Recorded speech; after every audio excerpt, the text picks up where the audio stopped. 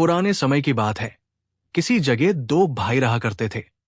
बड़ा भाई बहुत धनवान था और छोटा बहुत गरीब। वे दोनों एक दूसरे से दूर अलग अलग रहते थे। अमीर आदमी के पास अल्लाह का दिया सब कुछ था, रुपया पैसा, धन संपत्ति।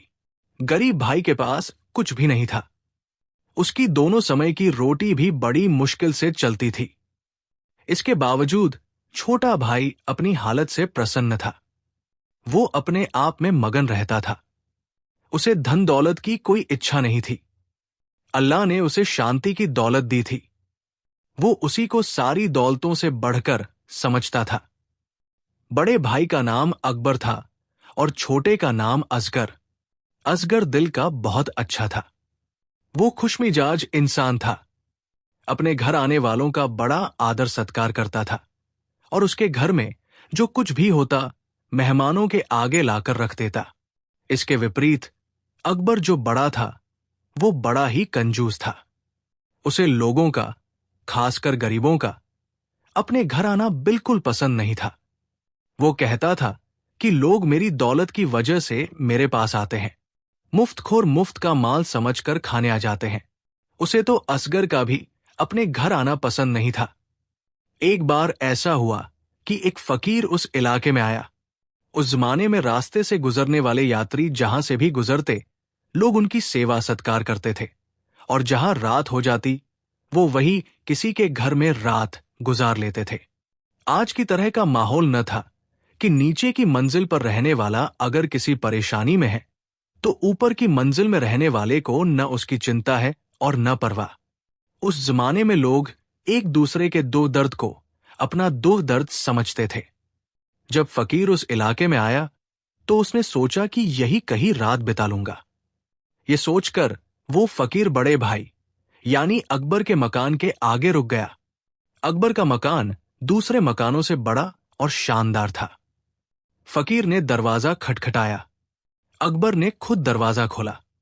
फकीर ने उससे कहा कि वो एक यात्री है और रात गुजारने के लिए जगह चाहता है।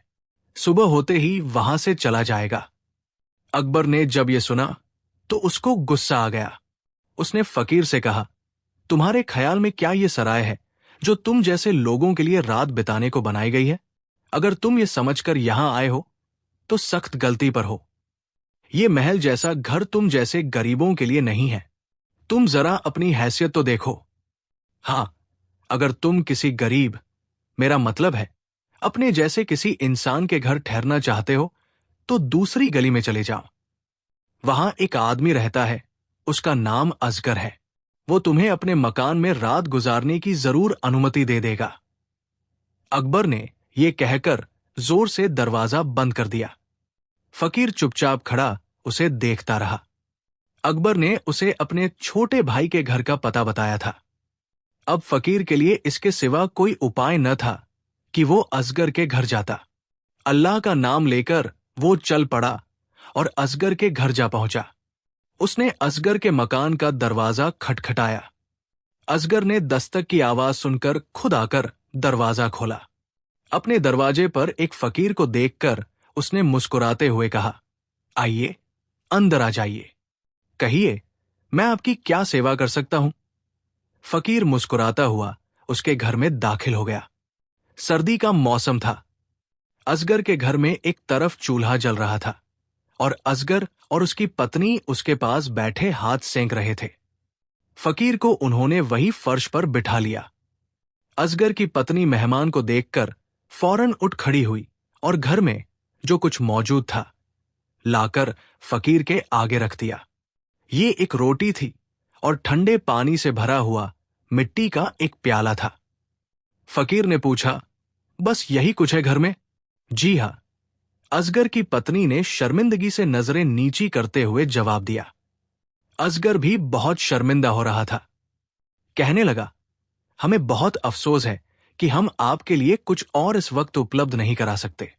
फकीर मुस्कुराया और कहने लगा, कोई बात नहीं, अल्लाह तुम्हारी मदद करेगा। जाओ, जाकर मिट्टी का एक और प्याला और एक लोटा ले आओ। असगर और उसकी पत्नी ये सुनकर बहुत हैरान हुए, मगर उन्होंने खामोशी से ये दोनों चीजें लाकर फकीर के आगे रख दी। फकीर ने अपने कंधे पर पड़ा हुआ रूमाल उतारा और उसे अपने सामने रख दिया। फिर उसने दोनों हाथ उठाकर दुआ मांगी और बोला, ए प्याले, अल्लाह के आदेश से भर जा। उसके मुंह से ये शब्द अदा हुए ही थे कि प्याला गोश्त के सालन से ऊपर तक भर गया। फिर उसने कहा, ए रूमाल, रोटियों से भर जा, और रूमाल में गरम गरम उत्तम रोटियां आ गई। उसके बाद फकीर ने कहा, ए लोटे, भर जा अल्लाह के हुक्म से। उस लोटे में ताजा शुद्ध दूध भरना शुरू हो गया। जब लोटा भर गया तो फकीर ने उसे रुकने का हुक्म दे दिया। फिर फकीर ने असगर और उसकी पत्नी से कहा कि वे उसके साथ बैठकर खाना खाएं। असगर की पत्नी ने जल्दी से दस्तरखान बिछाया। उन तीनों ने खूब अच्छी तरह पेट भरकर खाना खाया और फिर गरम गरम दूध पीकर अल्लाह का धन्यवाद किया।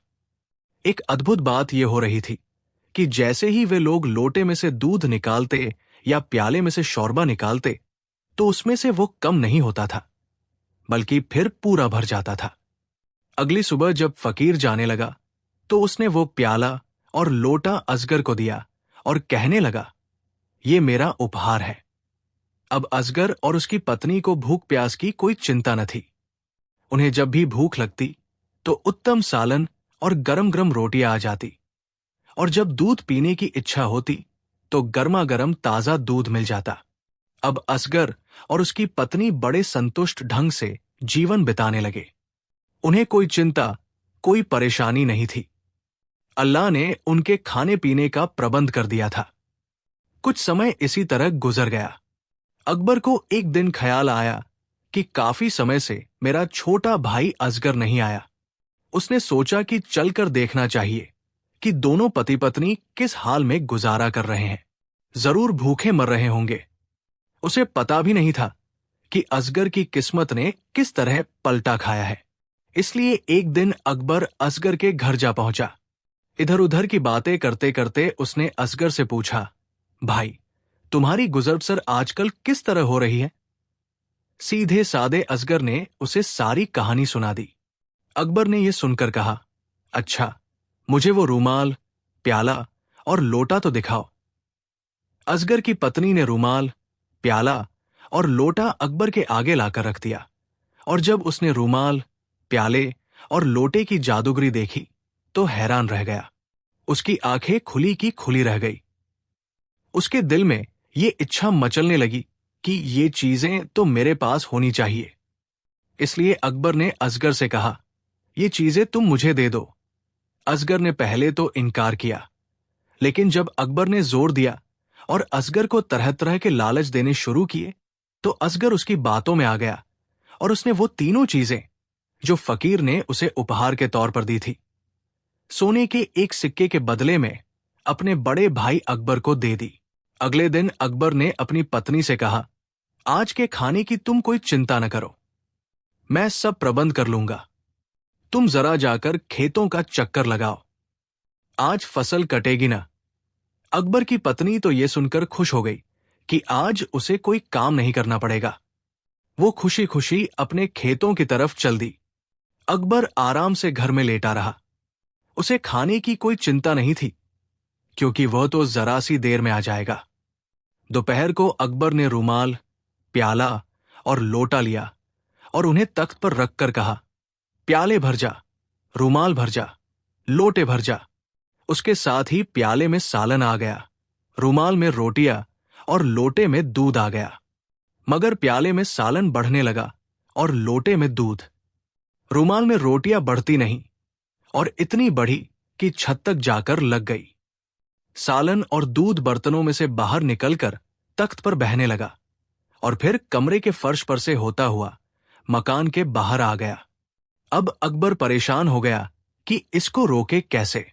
वो सारे घर में भागा भागा फिर रहा था। हर तरफ दूध और सालन के बहने की वजह से फिसलन हो गई थी।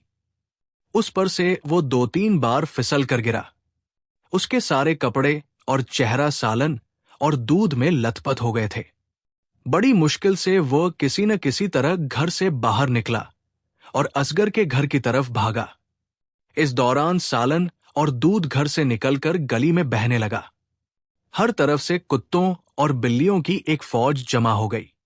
अकबर भागता हुआ असगर के घर पहुंचा। उसने हांफते हुए कहा, असगर, जल्दी से कुछ करो, वरना पूरा कस्बा सालन और दूध में डूब जाएगा। असगर फकीर के उपहार को खोकर बहुत दुखी था। अब उसे मौका मिल गया था कि अपनी चीजें भाई से वापस ले ले। उसने अकबर से कहा, भाई, मुझे मेरी चीजें वापस कर दो। अकबर ने फौरन हाँ भर ली और जल्दी से रूमाल, प्याला और लोटा असगर को लाकर दे दिया। असगर अपनी चीजें पाकर खुश हो गया। वो अपने हालात से पूरी तरह संतुष्ट था। उसे कोई गम न था। खाने पीने की तो उसको कोई चिंता थी ही नहीं। समय गुजरता रहा। फिर इस बार एक दूसरा फकीर उस इलाके में आया। जब वो अपने सफर पर निकला था तो उससे पहले फकीर ने, जिसने असगर के घर रात गुजारी थी, कहा था, अगर तुम उस इलाके के उस कस्बे में जाओ तो वहां एक गरीब आदमी रहता है। उसका नाम असगर है। तुम उसके घर ठहरना। वो बहुत नेक दिल इंसान है, तुम्हारी अच्छी तरह आवभगत करेगा। इसलिए दूसरा फकीर जब उस इलाके में आया तो संयोग से वो भी पहले अकबर के मकान के आगे आकर रुका। ये मकान बहुत बड़ा और खूबसूरत था।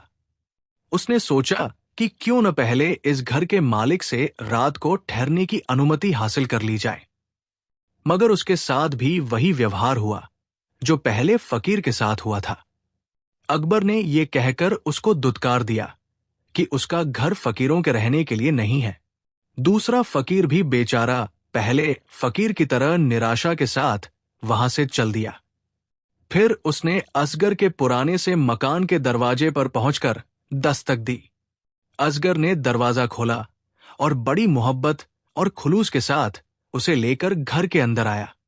फिर उसने पहले फकीर के दिए हुए उपहार से अपने नए मेहमान का सेवा सत्कार किया।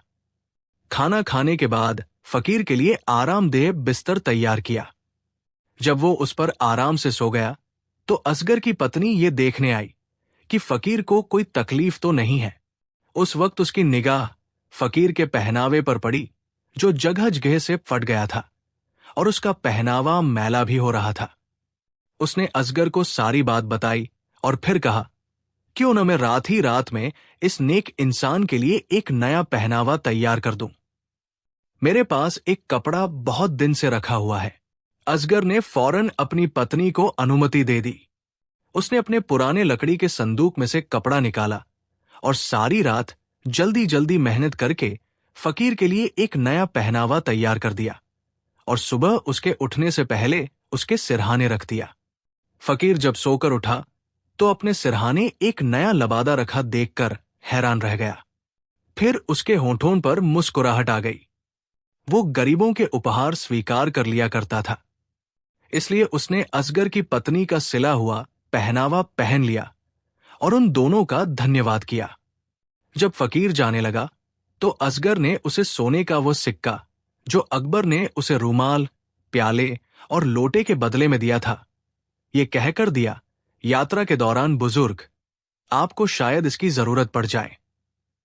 फकीर ने मुस्कुराकर वो सिक्का ले लिया और फिर अपनी जेब में से एक थैली निकाली जो चांदी के सिक्कों से भरी हुई थी और उसको फर्श पर उलट दिया।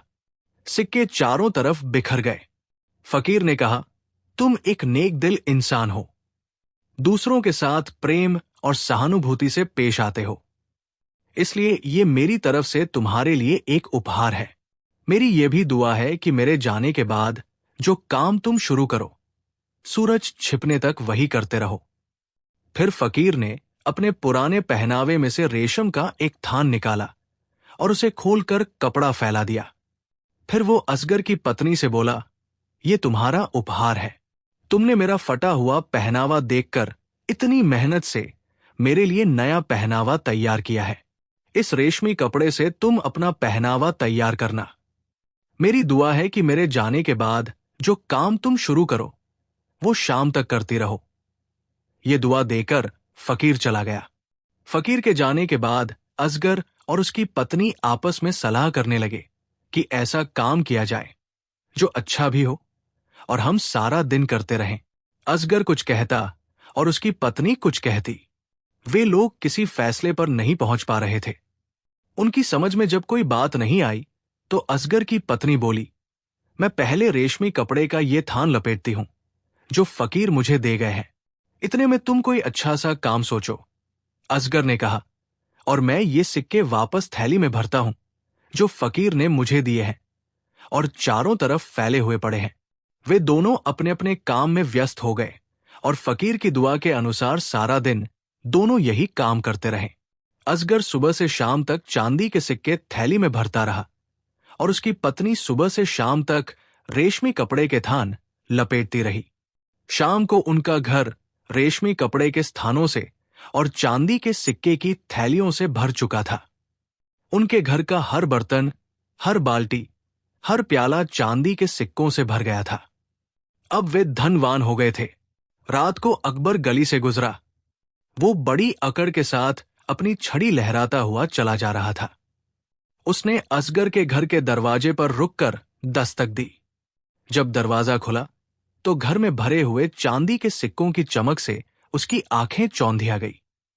दूसरी तरफ घर में बहुत उत्तम रेशमी कपड़े के थान एक ढेर की सूरत में छत तक लगे हुए थे।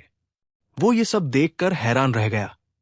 उसकी समझ में नहीं आ रहा था कि ये सपना है या सच्चाई। उसने अपने बाजू में चुटकी ली तो उसे तकलीफ महसूस हुई। ये कोई सपना नहीं था बल्कि सच्चाई थी। उसका गरीब भाई असगर सिर्फ एक ही रात में उससे कहीं ज्यादा अमीर बन चुका था। वो जानना चाहता था कि आखिर ये सब कैसे हुआ। उसने जब अपने भाई से पूछा तो असगर ने इस मामले में कुछ भी छुपाने की जरूरत महसूस नहीं की। उसने सारी कहानी सच सच अपने भाई को सुना दी। जब अकबर को पता चला कि उसने 2 बार 2 नेक दिल फकीरों से बुरा व्यवहार किया था और उनके लिए अपने घर का दरवाजा बंद करके अपनी खुशकिस्मती का दरवाजा बंद कर दिया था, तो वो पागलों की तरह अपने बाल नोचने लगा। उसे अपनी बेवकूफी पर बड़ा गुस्सा आ रहा था। बहरहाल अब पछताने से क्या हो सकता था। उसने असगर से कहा, आगे जब कभी भी कोई फकीर तुम्हारे पास आए तो तुम उसको रात गुजारने के लिए मेरे घर भेज देना। वो चाहता था कि जिस तरह असगर रातों रात अमीर बन गया है वो भी उसी तरह हो जाए। हालांकि उसके पास अल्लाह का दिया सब कुछ था। वो पहले से ही अमीर था, मगर लालच और हवस की पट्टी उसकी आंखों पर बंध गई थी। वो इस पर जितना अल्लाह का धन्यवाद करता वो कम था, मगर लालच ने उसे अंधा कर दिया था और अपने भाई को ज्यादा धनवान देखकर वो उससे ईर्ष्या करने लगा था और उसका लालच बढ़ गया था। असगर चूंकि एक सीधा सादा इंसान था, इसलिए उसने वादा कर लिया कि आगे जब कभी भी कोई नेक फकीर उसके पास आएगा तो वो उसे अकबर के पास भेज देगा। इस घटना को काफी दिन गुजर गए। फिर एक दिन वही दोनों फकीर जो इससे पहले असगर के घर में ठहरे थे वहां से संयोग से गुजरे। ठक ठक उन्होंने असगर के घर के दरवाजे पर दस्तक दी। दरवाजा खुला और असगर बाहर आया। उसने बड़ी मोहब्बत से दोनों फकीरों का स्वागत किया और फिर उनसे कहने लगा कि मेरा बड़ा भाई अकबर आप दोनों से अपने पिछले गलत व्यवहार पर बेहद शर्मिंदा है। वो काफी समय से आपका इंतजार कर रहा है। वो आपकी मेहमानवाजी करना चाहता है। उसकी इच्छा है कि आप ये रात उसके घर गुजार लें। फकीरों को भला क्या आपत्ति हो सकती थी। वे अकबर के घर की तरफ चल दिए। अकबर ने उन्हें दूर से आता देख लिया था। वो मकान से भागता हुआ बाहर आया और बड़ी गर्मजोशी और इज्जत से उन दोनों फकीरों का स्वागत किया। उनसे हाथ मिलाया और उन्हें अपने मकान के अंदर ले गया। उसने उन फकीरों के लिए बहुत उत्तम खाने तैयार करवाए और उनकी बड़ी खातिरदारत की। फकीरों ने भी खूब जी भरकर खाया और अल्लाह का धन्यवाद किया। खाने के बाद उनको एक बहुत ही बड़ी सजेसवरे कमरे में पहुंचा दिया गया, जिसकी दीवारों और खिड़कियों पर मखमली पर्दे लटक रहे थे। उस कमरे में 2 बहुत ही बड़े, उत्तम और नरम नरम गद्दे वाले पलंग बिछे हुए थे, जो फकीरों के आराम करने के लिए थे। नरम ऊनी कंबल उनको ओढ़ने के लिए दिए गए थे। दोनों फकीर आराम से अपने अपने बिस्तर में लेट गए। अभी वे पूरी तरह सोने भी न पाए थे कि अकबर की पत्नी आई और उन दोनों के पुराने पहनावे ले गई और उनकी जगह नए कपड़े रख गई। दूसरे दिन सुबह को जब फकीर वापस जाने के लिए तैयार हुए तो अकबर सोने के सिक्कों की भरी हुई एक काफी बड़ी थैली लाया और उसने वो थैली मेज पर उलट दी और उसने उन फकीरों से विनती की कि आप जितने सिक्के लेना चाहें ले लें। इसके बाद जब वो दोनों फकीर चलने लगे तो उन्होंने वही दुआ अकबर को दी जो इससे पहले वो असगर को दे चुके थे।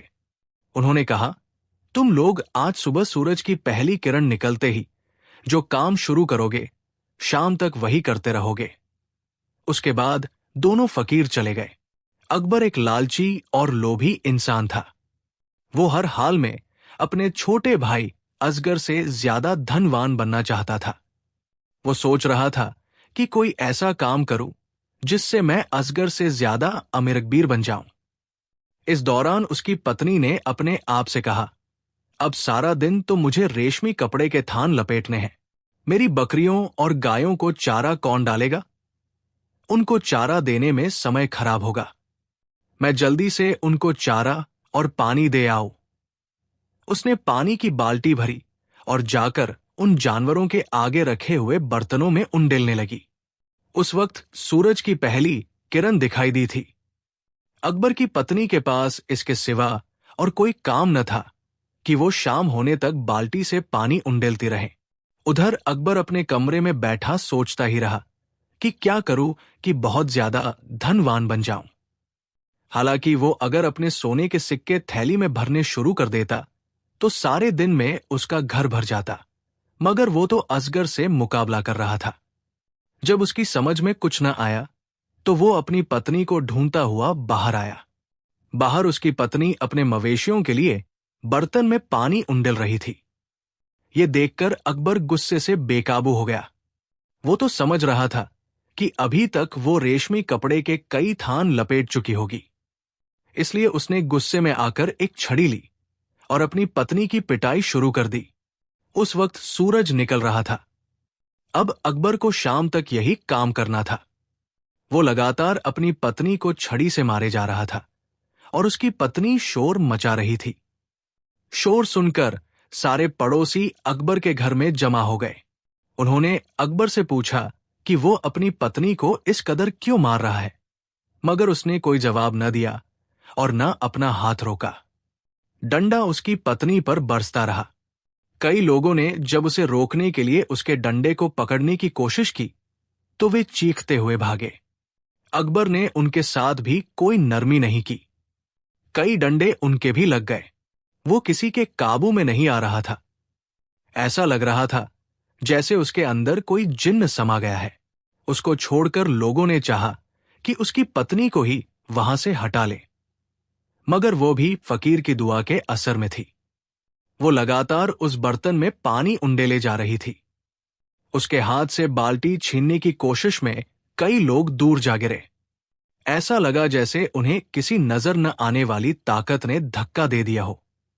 आखिरकार जब सूरज छिपा तो उन दोनों को होश आया। उनकी बुरी हालत थी। उनसे अपनी टांगों पर खड़ा भी नहीं हुआ जा रहा था। दोनों कठिनाई से लड़खड़ाते हुए घर में आए और निढाल होकर बिस्तर पर गिर पड़े। फकीर उनके लिए दुआ कर सकते थे, मगर उनको अक्ल नहीं दे सकते थे। उन्होंने ज्यादा लालच की वजह से सजा भुगती थी। अकबर ने आगे के लिए पश्चाताप कर ली कि वो अपने भाई से कभी ईर्ष्या नहीं करेगा और जो कुछ अल्लाह ने उसे दिया है उसी पर संतोष करेगा।